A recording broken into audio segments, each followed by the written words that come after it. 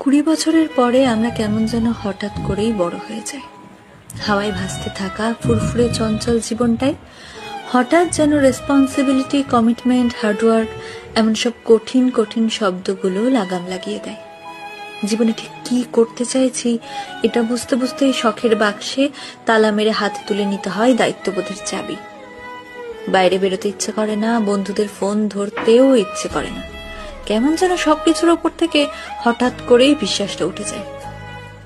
সব সময় শান্তি খোঁজার এক আপ্রাণ চেষ্টা চলে মনে। নির্ঘুম রাতের তারারা সাক্ষী থাকে এই গল্পগুলোর। শখের জিনিসগুলোর একটা লম্বা লিস্ট তৈরি হয় মাথায়। কারণ 20 পর বাবার কাছে শখের জিনিসটা চাইতে কেন জানি ভীষণ দ্বিধা বোধ হয়। ইঁদুর দৌড়ের এই খেলায় নিজেকে টিকিয়ে রাখার যুদ্ধে হাঁপিয়ে ওঠে মন। ছোটবেলায় বড় হতে চাইতাম, এখন বড় হয়ে গিয়েও মনটা কেমন যেন সেই ছোট্ট আমিটাকে খুঁজে বেড়ায়। 20 পর আমরা আসলেই বড় হয়ে যাই।